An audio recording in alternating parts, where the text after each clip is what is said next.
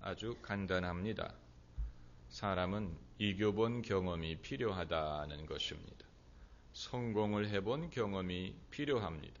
그것은 그 자체를 위해서 필요한 것뿐만이 아니고 이후에 성공을 가능하게 하기 때문에 필요합니다. 그래서 오늘 본문에서도 하나님이 이스라엘 백성이 이겨본 경험에 대해서 말씀을 하시는 것입니다.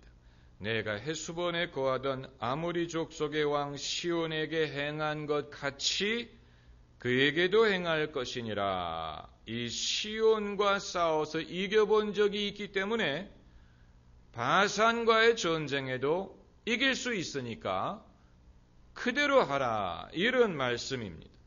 그래서 하나님께서 과거의 승리를 예로 들면서 미래의 일을 독려하는 것입니다. 이렇게 하니까 되지 않았느냐? 다음에도 그렇게 하라. 그래서 사람들의 마음속에는 내가 이렇게 해봤더니 되더라 라는 자신감이 있어야 됩니다. 이것은 공부에도 필요하고 신앙생활에도 필요하고 목회에도 필요하고 모든 것에 필요합니다. 해봐서 되는 것을 경험하는 사람이 자신감을 얻고 그리고 그 다음에도 그것을 잘할 수 있습니다. 아마 그런 이유로 예수님 말씀에 있는 자에게는 더 주고 없는 자에게는 있는 것까지도 뺏어간다 하고 말씀하셨는지도 모릅니다. 가장 불행한 인간의 심리는 해봐도 안 된다라는 생각입니다. 해봤자 헛것이다, 안 된다라고 생각하는 사람, 가장 불행한 사람이에요. 부모가 자녀의 공부에 대해서 신경을 쓰는 이유는 학자를 만들기 위해서가 아닙니다. 우리의 자녀들 중에서 장차 학자가 될 사람은 소수에 불과합니다. 우리가 자식들에게 수학을 가르치는 이유는 수학자를 만들기 위해서가 아니고 과학을 가르치는 이유가 과학자를 만들기 위한 것이 아니고 영어를 가르치는 이유가 영문학자를 만들기 위해서가 아닙니다. 그러면 왜 자식의 공부에 대해서 이렇게 신경을 쓰느냐? 자식들의 마음속에 내가 이렇게 해봤더니 되더라 라는 자신감을 가질 수가 있다면 그것이 공부뿐만이 아니고 인생의 다른 모든 것에 적용될 수 있다고 생각하기 때문입니다.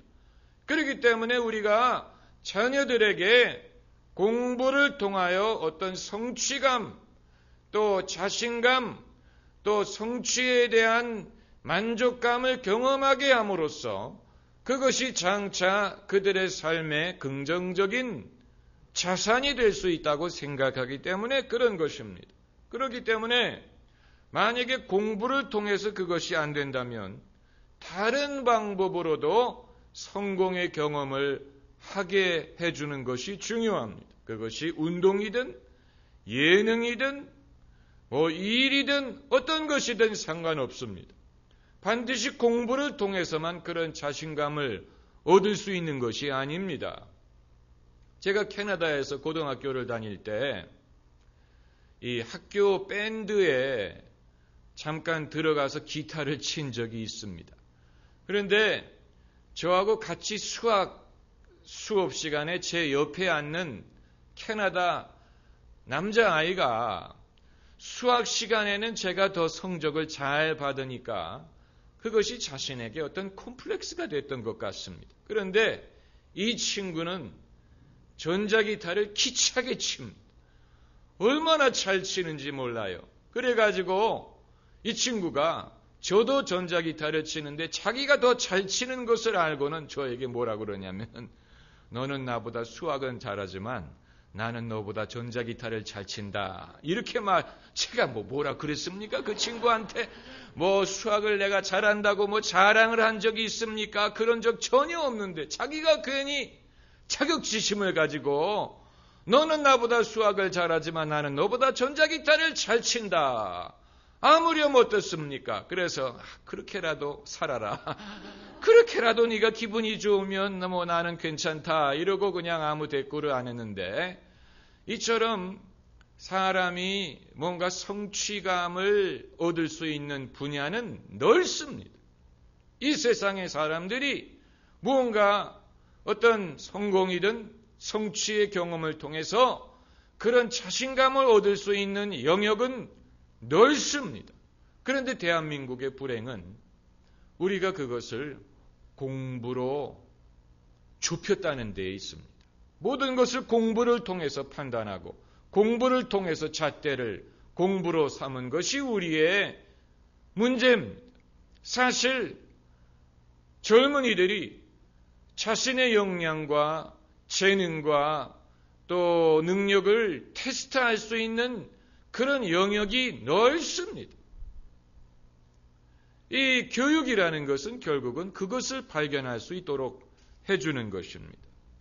이 제너럴 일렉트릭의 잭 웰치 회장에게 그 CEO 익스체인지라는 프로에서 잭 웰치를 인터뷰하는 사람이 자신감을 잃었을 때는 어떻게 해야 되느냐라는 질문을 했습니다.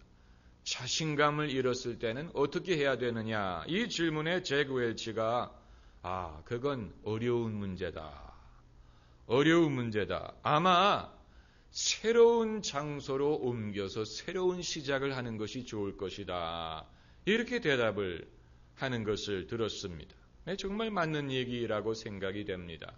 사람이 자신감을 잃었을 때 그 일에서 계속해서 자꾸 고집을 피우는 것보다는 새로운 장소로 옮겨서 새롭게 시작을 하는 것이 좋다.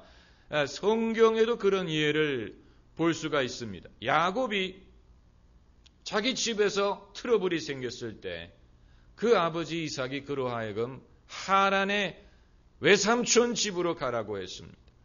그래서 야곱이 20년 동안 하란에 가서 살았습니다. 20년 동안 하란에 있으면서 장가가고 아들 12 낳고 큰 부자가 되어서 고향으로 돌아왔습니다. 그러니까 야곱에게 있어서는 자신의 삶을 향한 하나님의 계획을 자기가 경험하는 데 있어서 그의 어떤 삶의 터전을 옮겨야 될 필요가 있었다는 것입니다. 사도 바울에게도 그런 경험이 있었는데 사도 바울이 사도로 부름을 받은 다음에 제일 먼저 그가 활동을 하려고 했던 데가 예루살렘이에요. 그러나 예루살렘 사람들이 바울을 받아주지 않았습니다. 바울을 믿어주지 않았고 바울을 인정해주지 않았고 바울을 따르지 않았습니다. 그래서 바울이 상당히 여기에 대해서 당혹했던 것 같습니다. 그래서 결국은 그 형제들이 바울을 데리고 고향으로 데려갔어요. 고향으로 다시 말하면 피신한 것이에요. 실패한 것입니다. 예루살렘에서 뭔가를 이루려고 했다가 실패하고 고향으로 돌아갔는데 나중에 안디옥의 교회가 세워진 다음에 누가 그를 찾아갔는지 아세요? 바나바가 그를 찾으러 가서 그를 데리고 안디옥에 가서 안디옥에서 1년 있으면서 거기에서 바울과 바나바가 많은 사람들을 가르치고 거기에서 비로소 바울이 5명의 선지자와 교사들 중에 포함이 됩니다. 여기에서 사도 바울이 자신감을 얻고 자신의 사역에 대한 노하우를 얻고 여기에서 본격적으로 이방인의 사도로 보내심을 받고 그때부터 바울의 사역이 시작된 것입니다. 그러니까 아무리 하나님에게 사도로 부름을 받았더라도 그 스타트가 좋지 않았어요. 그것을 제대로 시작할 수 있는 그런 발사대가 런칭 패드라고 그러죠.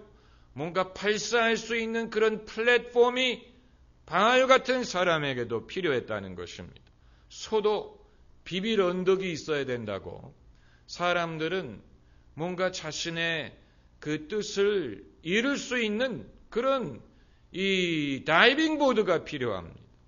이것이 첫 번의 성공을 가능하게 하고 그 다음부터는 그 사람에게 경험과 노하우가 생겨서 그것이 신앙생활이든 뭐 사업이든 무엇이든 간에 이제는 뭔가 그의 삶에 리듬이 생기고 패턴이 생기고 그것을 할 수 있는 길을 발견하게 됩니다. 사실 저도 신학교에 들어간 지 이제 20년이 넘어가지만 제 삶의 패턴을 찾은 지는 얼마 되지 않습니다. 제가 과거에 부목사로 섬기던 교회에서 처음에는요, 제가 설교를 하면 사람들이 저보고 곽선희 목사님 같이 설교한다 그랬어요. 그런데 한 2, 3년 지나니까 사람들이 뭐라 그러냐면 이제 김영준 목사가 나오기 시작한다 그러더라고요. 다시 말하면 제 메시지와 제 은사를 찾은 것입니다. 그래서 남을 흉내내지 않고 여러분 사람들이 여러분을 찾을 때는 여러분만이 줄 수 있는 것이 있기 때문에 그런 것입니다. 여러분만이 줄 수 있는 것이 있기 때문에 여러분을 찾는 것이지 만일 그게 아니고 여러분이 이효리를 흉내낸다. 그럼 사람들이 이효리를 보지 못하려 여러분을 보겠습니까? 안 그렇습니까? 사람들이 펩시콜라를 마시든 코카콜라를 마시든 그 자체가 주는 독특한 맛이기 때문에 그것을 찾는 것이지 그게 아니고 펩시콜라를 흉내낸다든가 코카콜라를 흉내내면 누가 그것을 마시겠습니까? 진짜가 있는데 이처럼 우리 모두가 마찬가지예요. 우리 모두가 마찬가지. 내가 프랑스산 최고급 와인 같지는 못할지라도 나의 독특한 막걸리 맛을 낼 수 있으면 사람들이 그것을 찾습니다. 술 얘기를 해서 죄송합니다만은 그렇다 이런 것입니다. 하는 예를 말씀드리는 것입니다. 자기의 목소리를 찾고 자기의 스타일을 찾고 자기의 메시지를 찾아야 되고 그리고 거기에서 성공이든 성취든 보람이든 이런 것을 발견할 수가 있는 것입니다. 제가 한 몇 년 전에 저희 모교 초등학교 제가 졸업한 초등학교에 6학년 학생들 수련회가 있다고 해서 와서 한번 격려의 말을 해달라고 해서 찾아갔는데 염려를 많이 하면서 갔습니다. 왜냐하면 아사끼들이 되게 떠들어요. 얼마나 떠드는지 몰라요. 6학년은 그래도 나아요. 그 어린 학생들은 얼마나 떠드는지 교인이 그러시더라고요. 설교할 때 조는 사람들 때문에 좀 방해받지 않느냐고 그래서 떠드는 것보다 낫다고. 조는 게 떠드는 것보다 낫지요. 만약에 둘 중에 하나를 선택해야 된다면 조시기 바랍니다. 안 그렇습니까? 그런데 6학년 학생들은 그래도 말을 듣더라고요. 그래서 제가 이 애들에게 무슨 얘기를 해줄까 이제 많이 기도하다가 너희들이 이제 앞으로 무엇을 하든 간에 너희들이 행복하고 성공적으로 살기 위해서 도움이 되는 것을 내가 몇 가지 얘기하겠다. 첫째는 너희가 좋아하는 것을 하면서 살아라. 좋아하는 것을 하면서 살고 너희가 잘하는 것을 하면서 살아라. 자기가 좋아하기는 하지만 못하면 그건 본인도 괴롭고 남들도 괴로워요.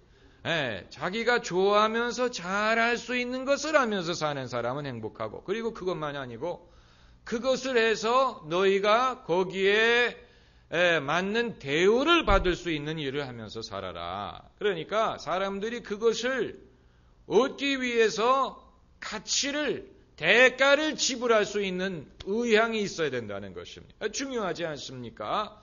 그리고 또 하나는 너희들에게만 기쁨이 되지 않고 다른 사람들에게 축복이 될 수 있는 일을 하면서 살아라. 이제 이 네 가지에 대해서 얘기를 했는데 이것은 뭐 기독교인이 아니든 마찬가지입니다. 뭐 어른이든 아이든 마찬가지. 아이들의 고민은 공부가 재미가 없고 공부를 하기 싫다는 데 있습니다. 또 공부가 잘 안 된다는 데 있습니다. 공부를 아무리 좋아해도 잘 안 되면 잘 되니까 좋아하는 것입니다. 사람이 공부를 좋아하는 비결은 하나밖에 없습니다. 잘 되기 때문에 좋아하는 것입니다. 모든 것이 다 그렇습니다. 신앙생활이 잘 돼야지 신앙생활이 즐거운 것입니다. 목회가 잘 돼야 목회가 즐거운 것입니다. 직장생활이 잘 풀려야 그것이 즐거운 것입니다. 그리고 우리 모두는 우리의 삶을 책임지고 나만이 아니고 가족들 또 많은 사람들을 돕고 먹여 살려야 될 의무가 있기 때문에 거기에 합당한 이 대우를 받는 것이 중요합니다. 내가 이 일을 해서 여기에 맞는 내 수고와 내 노력에 맞는 대우를 받는 것이 그것은 당연한 것이고, 그리고 이제는 거기에 잉여로서 나에게만 기쁨이 되지 않고 많은 사람들에게 도움이 되는 것을 하는 것입니다. 그렇기 때문에 도둑은 자기의 노력에 합당한 대가를 받을지는 몰라요. 그러나 남들에게 축복이 되는 삶은 아닙니다. 또 마약을 밀수한다. 그것도 돈벌이가 될 수 있습니다. 그러나 그건 남들에게 해가 되는 일을 하면서 사는 것입니다. 네. 그래서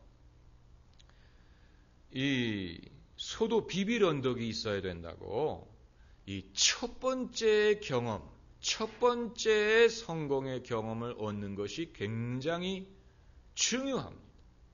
누구에게든, 다윗에게는 골리앗과 싸워서 이기는 것이 그의 어떤 퍼블릭 라이프, 그의 공인으로서의 삶의 첫 데뷔였습니다. 그런데 다윗이 그 첫 데뷔에서 승리함으로써 그의 삶에 문이 열릴 수가 있었죠. 또 그것뿐만이 아니고 이런 식으로 그 첫 번째 경험이 중요했던 사람들이 얼마나 많은지 모릅니다. 성경에 등장하는 사람들이 그 첫 경험, 그 첫 번째로 뭔가를 했을 때 그것이 된 그것이 여러분 굉장히 중요한 것입니다. 이 첫 번째 성공의 경험을 우리가 얻기 위해서 많이 노력하고 많이 준비해야 됩니다. 그리고 어떻게 보면 하나님께서 그 사실을 아시기 때문에 첫 번째 성공을 쉽게 허락하시는지도 모릅니다. 영어 표현에 beginner's luck 이란 말이 있어요. beginner's luck. 그 말은 첫 시작하는 사람의 행운이란 뜻입니다. 뭐든지 처음 하면은 그게 잘 된다는 뜻을 가지고 있는데, 아마도 하나님이 우리의 첫 번째 경험이 중요하다는 것을 아시기 때문에 그것을 더 쉽게 허락하시는지도 모릅니다. 그래서 모든 사람으로 하여금 거기에 대한 어떤 자신감을 갖게 하는 것입니다. 다만 두 번째부터는 좀 더 어려워집니다. 두 번째부터는 좀 어려워지고 그때는 어떤 그 행운이 아니고 정말로 자신의 집념과 노력과 또 희생을 필요로 하는 경우가 많습니다. 우리가 이 성령의 은사를 사용하는 데 있어서도 마찬가지라고 봅니다. 처음 우리가 어떤 것을 위해서 기도할 때 응답이 잘 됩니다. 기도 생활 안 하던 사람이 기도를 진지하게 하면 응답이 쉽게 되는 것을 경험할 것입니다. 그런데 좀 한참 있으면 그 다음에는 기도 응답이 좀 잘 안 돼요. 그건 하나님이 그 사람을 훈련시키는 것입니다. 처음부터 힘들면 누가 기도를 하겠습니까? 그렇기 때문에 하나님이 우리로 하여금 믿음을 갖게 하기 위하여 처음에 무엇을 시도할 때는 쉽게 허락하실 때가 많습니다. 기도하는 것이든 설교하는 것이든 처음에는 하나님이 쉽게 허락을 하시는데 그 다음부터는 이제 우리에게 훈련을 시키는 그런 부분이 많이 있습니다. 그래서 한 구절을 우리가 더 보겠는데 3장 28절 말씀을 보겠습니다. 신명기 3장 28절 같이 읽겠습니다. 너는 여호수아에게 명하고 그를 담대케 하며 그를 강건케 하라. 그는 이 백성을 거느리고 하셨느니라. 예. 지도자 중에는 그냥 지도자가 있고 지도자의 지도자가 있습니다. 모세는 지도자의 지도자입니다. 모세 자신이 이스라엘 백성의 지도자 역할을 한 것뿐만이 아니고 이스라엘의 지도자가 될 사람들을 지도하는 그런 역할이 있었습니다. 그런데 우리가 잘 아는 구절이에요. 하나님이 얼마나 자주 여호수아에게 강하고 담대하라고 명하셨습니까? 그러면 하나님은 누구를 염두에 두고 여호수아에게 강하고 담대하라고 명령하셨을까? 누구를 염두에 두고 누구 때문에 여호수아가 강하고 담대할 것을 욕설하셨느냐 하는 것입니다. 이스라엘의 대적을 염두에 두고 그렇게 하셨을까요? 그럴 것 같지는 않습니다. 왜냐하면 이스라엘의 대적은 이스라엘이 믿음으로 행하는 한은 결코 그들의 족수가 될 수 없습니다. 그렇기 때문에 이스라엘의 대적을 염두에 두고 여호수아에게 강하고 담대하라고 말씀하신 것이 아니고 그럼 누구를 염두에 두었느냐? 이스라엘 백성을 염두에 두고 여호수아에게 강하고 담대하라고 말씀하신 것입니다. 다시 말하면 이스라엘 백성이 어려운 백성이기 때문에 그들을 지도하기 위해서는 강하고 담대하지 않고는 안 된다는 얘기입니다. 이스라엘의 대적을 물리치는 것은 문제가 되지 않습니다. 문제는 이스라엘 백성 그 자신이에요. 이스라엘이 전쟁에서 패배한다면 적이 강하기 때문이 아니고 이스라엘 백성이 불순종하기 때문입니다. 이들이 실패한다면 그들의 일이 어렵기 때문이 아니고 백성들에게 문제가 있기 때문입니다. 이스라엘 백성을 인도하는 것이 어떤 것보다도 더 어렵습니다. 그렇기 때문에 하나님이 여호수아에게 너는 강하고 담대하라 이렇게 명하신 것입니다. 그러니까 이스라엘 백성이 그렇다고 여호수아의 적은 아니에요. 적이 아니죠. 같은 백성인데 그렇다고 해서 우군이냐? 그것도 아닙니다. 이건 이제 리더십에 있어서 감춰진 진리라고 할 수 있습니다. 우리가 그걸 드러내놓고 말하지는 않습니다. 리더에게 있어서 자기가 리드하는 사람들이 적이 아니죠, 당연히. 그렇다고 우군도 아닙니다. 그럼 뭐냐? 왼수입니다. 부모가 자식을 왼수라고 부르는 것과 똑같습니다. 자식이 부모의 적이 아니지요. 그렇다고 해서 우군도 아닙니다. 적어도 철이 없는 동안에는 왼수입니다. 왼수. 부모가 자식들 때문에 인내하고 또 부모 수양을 자식들이 다 시킵니다. 안 그렇습니까? 이스라엘 백성도 마찬가지. 이스라엘 백성이 모세든 여호수아의 적이 아니지요. 그렇다고 해서 친구도 아니에요.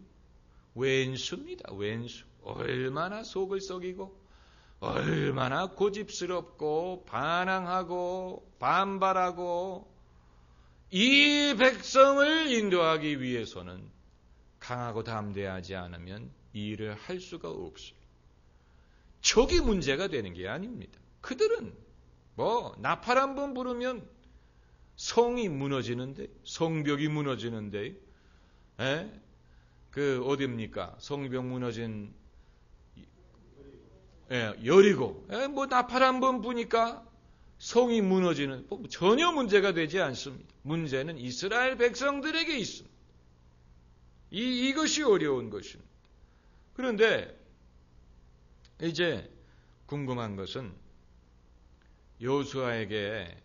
모세에게 하나님이 여호수아에게 명하고 그를 담대케 하며 그를 강경케 하라 말씀하셨는데 어떻게 하면 여호수아를 강경케 할 수 있었을까? 어떻게 했을까? 어떻게 그를 강한 사람으로 만들었을까?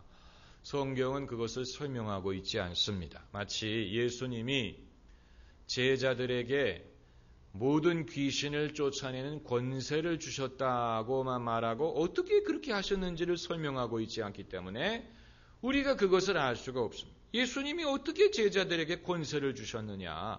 안수를 하셨느냐? 아니면 그들에게 무슨 딱지를 주셨냐? 뭐를 하셨길래 그들에게 귀신을 내쫓는 권세를 주셨다고 성경이 기록을 했을까? 성경이 설명하고 있지는 않지만 오늘 본문에 나와 있는 유일한 단서는 명했다는 것입니다. 강하고 담대할 것을 명령했다는 것입니다. 모세가 그것을 명령했다는 것입니다. 다시 말하면 네가 이제 앞으로 이스라엘의 지도자가 되고 그때는 나는 더 이상 너와 함께 있지 않고 나는 간다. 하나님이 나를 데리고 가신다. 이제 네가 이스라엘 백성을 인도하여 요단강을 건너서 그 땅을 얻게 할 때 내가 마음이 답답하고 마음이 안타깝고 상하고 또 낙심이 될 때가 있을 텐데 내가 네 옆에서 너를 위로하지 못할 것이고 네 백성들이 너를 위로해 주지 못할 것이다. 아마도 네 가족도 그 순간에는 너에게 도움이 되지 못할 것이다. 그러므로 그 순간에는 네가 스스로 하나님을 의지하고 스스로 힘을 얻는 법을 배워야 된다. 그런 식으로 그를 가르쳤던 것 같습니다. 다시 말하면 믿음의 훈련을 시킨 것입니다. 만약에 여호수아가 이 믿음의 훈련을 받지 않았다면 장차 그의 일이 어려워졌을 때 모세가 옆에 있었으면 좋았을 텐데 내가 이 일을 누구와 의논할까? 굉장히 당혹스러웠을 것입니다. 그러나 모세도 그랬고 아브라함도 그랬고 모든 믿음의 인물이 그랬습니다. 그 순간에는 자기의 가족조차도 위로가 되지 못합니다. 아내도 도움이 되지 못하고 자식이 도움을 줄 수 있는 것도 아니고 유일하게 힘을 얻을 수 있는 것은 내 믿음이 내가 스스로 하나님을 의지하고 힘을 얻고 용기를 얻고 그 문제를 해결할 수 있는 확신을 얻지 않으면 이것을 도와줄 수 있는 사람은 아무도 없어요. 아무도 없습니다. 지도자의 역할이 어려운 이유가 바로 그것입니다. 예수님이 살기 어려울 때 의논할 대상이 있었을 것 같습니까? 없지요. 그렇기 때문에 예수님은 새벽같이 일어나시고 밤이 맞도록 기도하시고 겟세마네 동산에서 땀이 핏방울처럼 떨어지게 하면서 기도하신 것입니다. 예수님이 그 순간에 제자들도 예수님을 돕지 못하고 잠들었습니다. 그렇다고 예수님이 낙심하지 않았어요. 예수님이 장차 십자가에 시련이 기다리고 있는 것을 아시지만 그 순간에 예수님이 용기를 얻을 수 있는 유일한 길은 하나님을 의지하고 스스로 힘을 얻는 방법밖에는 없었습니다. 그게 바로 강하고 담대할 수 있는 길입니다. 이것은 성격에 좌우되는 것도 아니고 환경에 좌우되는 것도 아니고 의지만 가지고 되는 게 아니에요. 타고난 성격이 도움이 될 수는 있지만 그러나 이건 성격으로도 안 되고 또 환경은 도움될 것도 없습니다. 그래서 이 하나님이 얼마나 이게 중요하면 모세에게 그것을 명하셨겠습니까? 너는 여호수아에게 명하고 한번 따라보세요. 여호수아에게 명하고 명령해 타 이르는 것도 아니고 위로하는 것도 아니고 권면하는 것도 아니고 명령하는 것입니다.